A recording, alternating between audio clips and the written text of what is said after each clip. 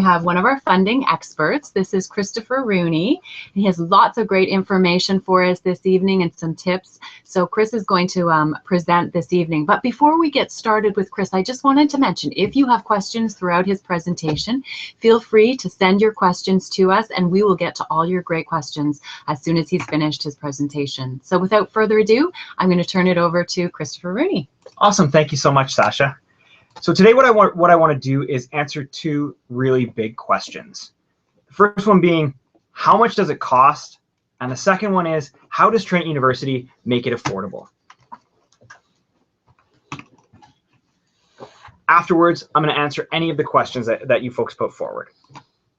So how much does university cost? A university education is one of the most significant investments that you're going to make in your life. And understanding your costs is going to help you to create a funding plan that works for you. Here are the estimated costs for a student living at home and a student living away from home. Now, these are estimates, so some of these costs might be a little bit more or a little bit less depending on your individual situations. The tuition, $6,200, that covers your course registration. Ancillary fees, that covers things like your athletic membership, your transit pass, and your membership in the student association. Books and supplies looks at things like textbooks, e-materials, computer accessories, and your living costs, that's a big one. That's going to look at things like accommodation, food, and personal spending. You'll see for a student living away from home, it's much more significant than somebody who's living at home. As you can see, for somebody living away from home, about $21,200, somebody living at home, $12,700. Now you might be thinking, oh my, how will I afford this? Well, Trent University recognizes the significance of these costs, which is why we make the greatest investment in scholarships and bursaries of any university in Canada. That's right, #1 in the country for scholarships and bursaries.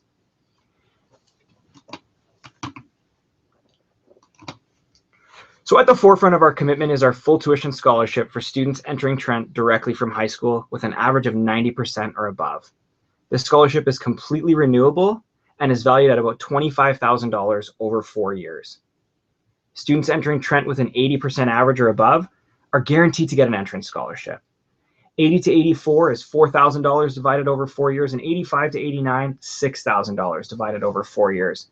And there's no need to fill out a separate application. We'll automatically award these based on your grades. We also have our prestigious scholarships. These reward excellence in and out of the classroom. You apply online for these through My Trent applicant portal. The application for these is going to be due on April the 1st. We have a scholarship for specialist high skills major graduates, a scholarship for international baccalaureate graduates, scholarships for varsity athletes, and many other awards, scholarships, and bursaries, including a $500 humanities award for students with a 75% average studying the humanities, and new student entrance bursaries for students who are attending post-secondary for the very first time. If you are just joining us now for our webinar, we are talking about financing your university education, the Trent Advantage, and we are hearing from Christopher Rooney, one of our finance experts. Thank you, Sasha. So what are some other sources of funding? Well, we have OSAP, the Ontario Student Assistance Program, which is a combination of loans and grants to support student success. One of the great things about OSAP is it's interest-free for the entire time that you're a full-time student. I encourage every Ontario student to apply for OSAP, and students who are in provinces outside of Ontario, your province or territory has a similar program, and I really strongly encourage you to apply. There's also student lines of credit. These are typically low-interest loans, so if you're unable to qualify for OSAP or a similar program, talk to your bank about one of these. Personal savings. So make an effort to save some money to bring with you to school. That's really going to help set you up when you arrive if you come with a little bit of savings of your own. Family support. Many students receive support from parents and relatives, although not everybody does, and that's where those personal savings would come in really, really handy. For students with an RESP, you may have been contributing to this for the last few years, and now you'll be able to access it. So once you're a full-time university student, you'll be able to access that registered education savings plan. Other awards and scholarships. There is lots of money available, and I strongly, strongly encourage people to look around and apply. different employers, unions, banks, community organizations. The applications for these typically take 20 to 30 minutes per application. So put on an episode of your favorite Netflix show and you'll be done the application before it's over. On-campus jobs are another way to help students get a little bit of additional spending money while they're on campus. At Trent University, we have over 300 students working jobs on our campus, and we really, really strongly believe in committing to those students. So the top 3 tips to set yourself up with a funding plan. What 3 things should I do? Number 1, apply for OSAP, or if you're outside of Ontario, your own provincial or territorial funding program. Why?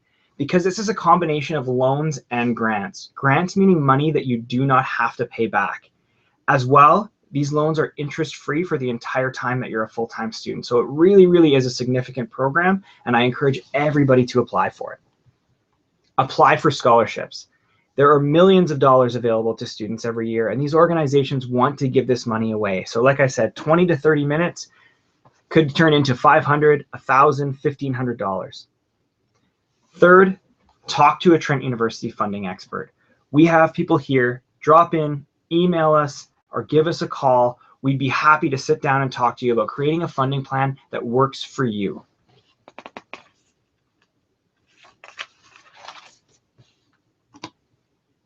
So how will I afford this? At the beginning, we looked at what some of these estimated costs are, and here they are again: $21,200 for somebody living away from home, $12,700 for somebody living at home. So if we look at Tyler, Tyler lives away from home. So that cost is going to be $21,200. Well, how is he going to pay for it? How is Tyler going to afford this? So if you look and start to break it down and look at the resources that are available and look where these resources come from, you can start to see that this price tag starts to come down significantly. So personal savings of about $3,000. A Trent University full tuition scholarship really brings that number down quite significantly. Bursaries of $1,500. Bursaries are free money that students do not have to pay back, and those go to students with financial need. On-campus job, another $2,500 throughout the school year. And then OSAP, $7,950, which brings the total resources up to match the costs. This is something that can be affordable for you. Ashley lives at home. Personal savings of $3,000. That's from a summer job where she worked really hard to save that money to bring it to school with her in September. 85% scholarship, $1,500.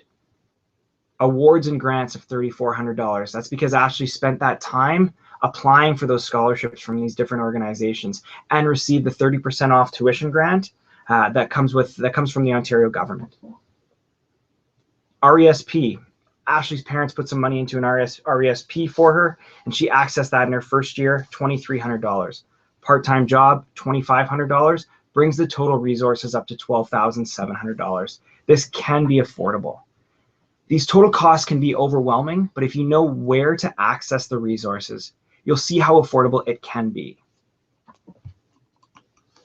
So we believe very strongly in supporting you as you pursue your Trent degree. We're #1 in scholarships and bursaries, and we're here to help you every step of the way. So what I'd like to do now is start to answer questions that you folks might have. So Chris, I have a question for you. You mentioned prestigious scholarships. What kind of students would be applying for a prestigious scholarship, and what are you looking for in these students? That's a great question. Really, any student that thinks that they're doing something great. So with the prestigious scholarships, what we're looking for is students that excel in and out of the classroom. So if you do well academically and you're also involved in a community organization, or the captain of your basketball team, or involved with a whole bunch of different things, student council, the yearbook, if you're involved in things at your school, those are the types of things that we'd be looking for on that application. So a well-rounded student that excels in and out of the classroom would be an ideal candidate for those prestigious scholarships. And do I have to have like a specific average, or are you looking at a variety of different averages? What? We'd really be looking for the most part at students with an 80% or above. Anybody with an 80% or above, I would strongly encourage you to apply for those scholarships. Okay, awesome. Thank you. And then you said everyone should apply for OSAP, like for real? Because what if, you know, your parents make a lot of money or you have money set aside or something? Or I've heard if you have a car, you're not going to get money from OSAP. Is that true? That's not true. The reason I say that everybody should apply is that OSAP has made some really significant changes over the last several years.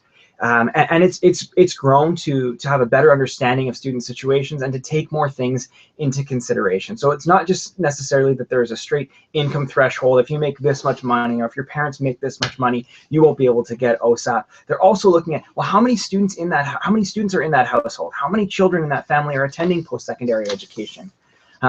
They look at the whole situation to try and determine which students have the need and are able to be eligible for that program. The worst thing that can happen is they tell you that you're not eligible, but there are a number of different grant programs that applying for that application also get you access to. So things like I mentioned, the Ontario Tuition Grant, that's the 30% off that you may have seen advertised somewhere. That's about $1,900 that the Ontario government is willing to give a number of students every year. So in order to get that tuition grant, I have to apply for OSAP? Students can apply for just that grant, but by applying for a full-time OSAP, you'd be eligible for that grant, or you'd be considered for that grant as well as a number of other grants. Another thing that's new with OSAP is students have the option to take just the grant funding. So if you said, you know what, I don't need to borrow any money, but I want to see if I'm eligible for any free money, students can apply for OSAP, find out if and how much they're eligible for, and then decide if they'd like to take the whole thing or if they'd like to just leave the loans and take only the grant funding. Oh, that's really interesting. I didn't know that. That's awesome. And so then so I'm thinking like for scholarships, if my admissions average is 89.7%, do you round up or is that it? I wouldn't be eligible for the full tuition? Wonderful question. A little secret that we have is we do round up. So if you were sitting at an 89.7, we would round that up to a 90%.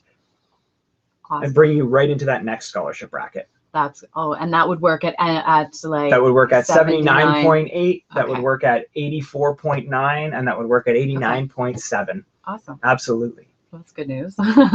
So when will I know how much my scholarship is worth, or how much I'll get in scholarship money? At what point is that determined? So our scholarship grid is fairly straightforward. We're just going to look at what your marks are and determine the scholarship based on that. So if you fit in that 80 to 84 range, if you fit in that 85 to 89 range, when we do receive your final marks, you are going to receive that scholarship. Okay, good. And if I'm transferring from another like post-secondary institute, like if I was transferring from college, would I be eligible for scholarships, and like what kind of grades would I have to have for that? Absolutely. Students transferring from a college or another university are eligible for scholarships. They're unfortunately not eligible for our full tuition scholarship offer, but they are eligible for scholarships. And once again, those start at 80% for transfer students as well. Okay, good. What's the most common question that students come to talk to you about? Like, are they worried about how to pay, or they just have questions about? Is there a common question? I think a really common question is, how am I going to afford this? And I really truly believe that there are a lot of resources out there, and we've gone over a number of them. If you look around and know where those resources are, this investment can be something that's affordable for students. All right, awesome. We have a question here from someone online. It says, I've been given an offer and it didn't mention a scholarship, but my transcript has a 90 average. Is this scholarship competitive? It's not competitive in the sense that you'd be competing against other 90+% students for the same scholarship. So if you have a 90% or above and your friend has a 90% or above, you're both going to get that full tuition scholarship if you're coming from high school. It's not that you'd be competing with your friend for that same amount of money. You'd both be eligible depending on your grades. Awesome. So then are the other scholarships, are they not competitive, or are they like the varsity one and the prestigious? What about those ones? Great question. So the prestigious scholarships, they are competitive. We have 14 of those that are given out annually, and those are based on those applications, and they are competitive. Okay, so I have to have the good grades for sure for that. All right. And so when does OSAP open? Is it like, can I apply now for OSAP for September or? Not yet. So typically we encourage students to apply for OSAP for September in the previous May. So once May rolls around, you can start to apply for OSAP, and you can actually apply for OSAP before you've accepted an offer. Okay. Oh, that's good. If you're just looking to get an idea of how much you might be eligible for, if you go to the OSAP website, they have an aid estimator right on the page. So you can put in some of your information, and even before you apply, you can get an idea of how much you might be eligible for. And is it pretty accurate or? It is, as long as you're accurate and honest with the information that you're sharing with them. I see. And do I, like, would I have to have my parents know about OSAP, or do I, if I want my parents to know, do I have to give them permission and If you wanted the school to share the information about your OSAP with your parents, absolutely, you would have to sign and give permission, and you can do that on your application, and you can do that with the university as well. Oh, okay. And so then for my like student accounts or my financial accounts, is it the same? I have to give my parents permission, or I have to give the university or you permission to have them know anything about my account? Okay. All right. We have another question from a transfer student. He's from his understanding or her understanding, not eligible for scholarship. Is it possible to get an in-course scholarship? Average is about 85%. Can you explain what in-course scholarships are? Absolutely. So our entrance scholarships, those are for new students coming to Trent for the first time. In-course scholarships means something that you earn once you're already here. So if you came to Trent and didn't receive an entrance scholarship, finished your first year and had an 85% average or above, you would be eligible for our in-course scholarships. Okay. So, all right, that's good. Is it like the highest mark in the class, or it's a variety of different things? Once again, just like our entrance scholarship, the in-course scholarships are not competitive. They're entirely based on grades. So any student with an 85% average or above is going to be eligible for one of those in-course scholarships if they didn't come in with an entrance scholarship. Okay, all right, that's good to know. And can you explain athletic scholarships? Like, how do you get one of those? Is it? So we have a number of scholarships valued $500 to $1,000, and those are at the discretion of the coaches. So if you are looking to play on one of our varsity teams, I strongly encourage you to get in touch with our athletics department, get in touch with the coaches, come to the campus and see us, and really get to know those coaches, because they're the ones that are handing out those varsity athletic dollars. Is it easy to get one of those? Not necessarily. Those ones are certainly very competitive. They would go to some of our top athletes, but those athletes, if they're also top students, would be eligible for entrance scholarships as well. Oh, okay, that's good. All right. Do we have any more questions in the queue?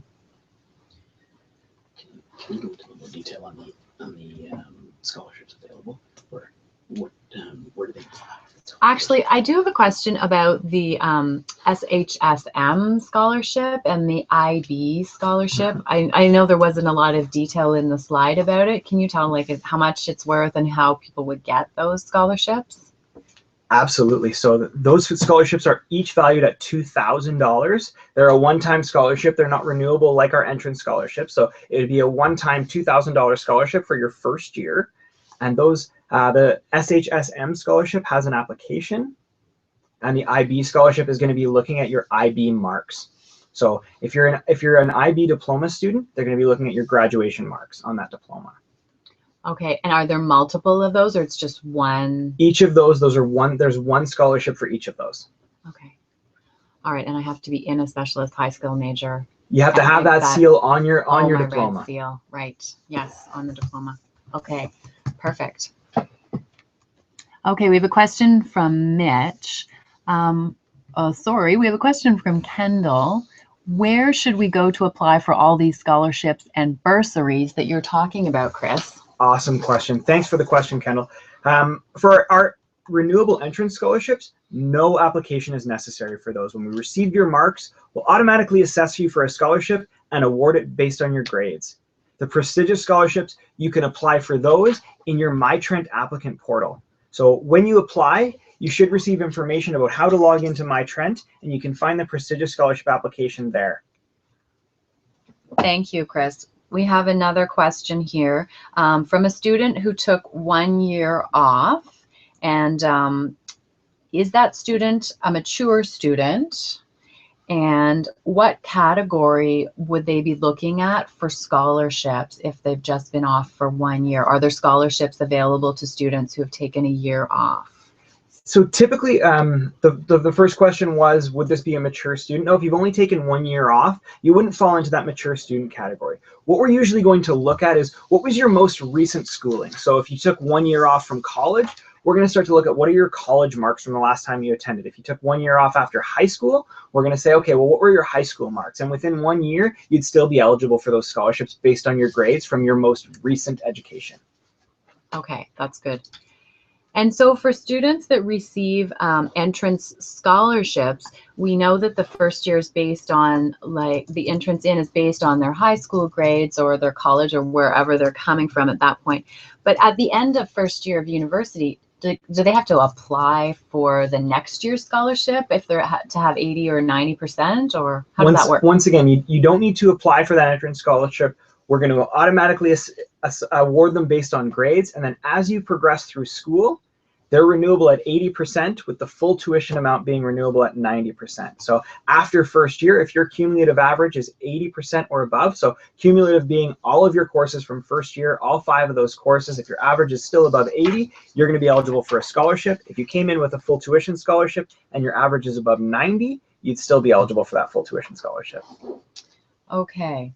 So we have a question from Mitch, who is a transfer student, and Mitch is unsure if he is eligible for scholarships as a transfer student.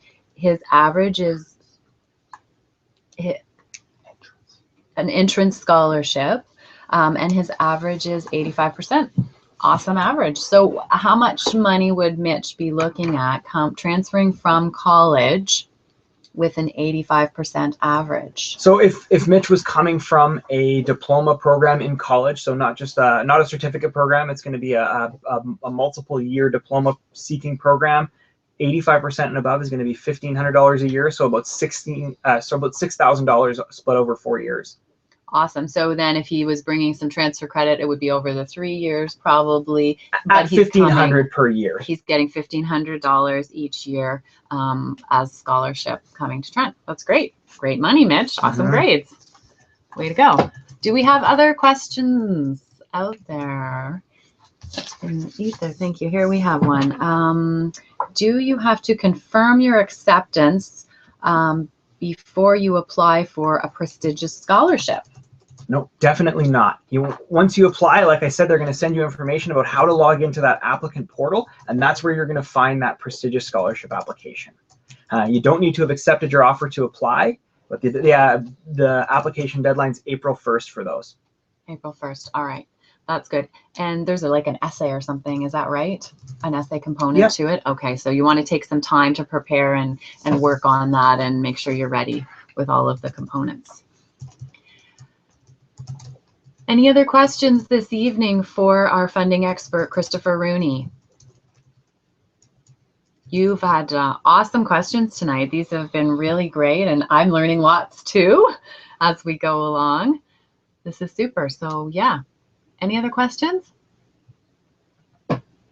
Great. So before we wrap up, I just want to remind you of the 3 tips, folks. Apply for OSAP, apply for scholarships, talk to a funding expert here at Trent. We are here to support you all along the way. All right. Well, come on into the screen here, Chris, so everyone can see you. Thank you so much for joining us this evening and asking really great questions. I hope you learned a lot from Christopher, and we will be continuing our webinar series in January. So please come back and join us for lots more really interesting and informative webinars. That's it for us tonight, and we want to say thank you for joining us and happy holidays. Thank you so much for joining.